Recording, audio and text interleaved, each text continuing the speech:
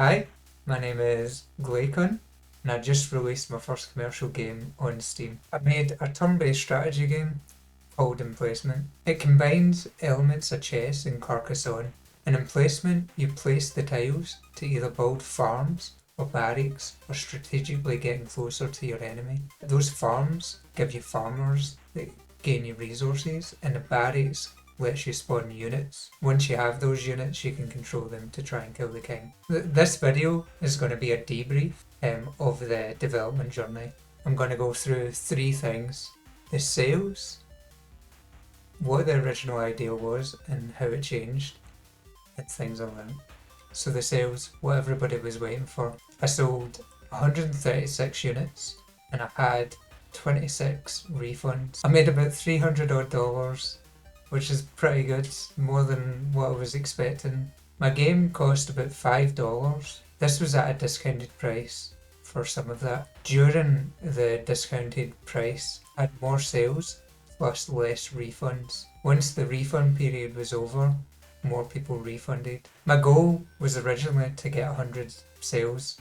It wasn't super ambitious, but given I have a full-time job and a family, my expectations weren't off too much. Comparing other games like my game were about the same price. I think the average is usually 1,000, 2,000, so I think I'm below average. This is very little market research.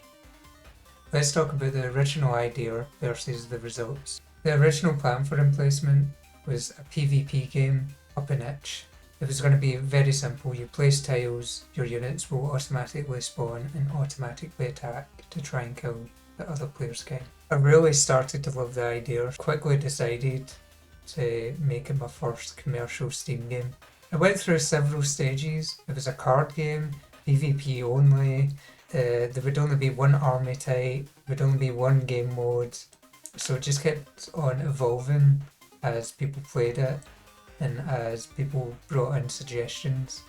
The final result was a single player PvP game with different army types, and I even flung in a survival mode. I'm really happy with how it turned out. It's not perfect, but for a solo hobbyist developer, I'm really happy with it.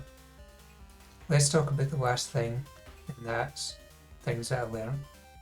Create your Steam page as soon as possible. You want to start gathering wish lists as soon as you can. This next one might be a bit controversial, but I wouldn't rush out the demo.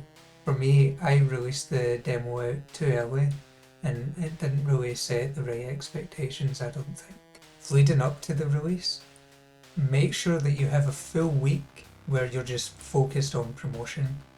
Try and avoid doing development up until the release. It's a nightmare. Never recommend it. Once your game is released, try and aim for 10 reviews because it starts to get suggested. Try and send out your press kit to streamers and YouTubers before the game comes out so you can build up that hype for the game. You want to get people excited about trying out your game. Make sure that you've designed your game enough that you're not changing fundamental things. This is easier said than done, but I feel like I would have saved so much time. So the last one is one of the biggest ones, and that's make sure you're focusing on one thing. You want to make a single player game, focus on that. If you want to make a multiplayer game, focus on that. So I think that's the end of the video. Thanks for anybody who's watching. I'm not a YouTuber, don't plan on being a YouTuber, but I made this video to try and help other solo game developers or hobbyists out there, and hopefully this helps. If you've got any questions, just post them and I'll answer. And yeah, thanks for watching, and I'll catch you when I catch you.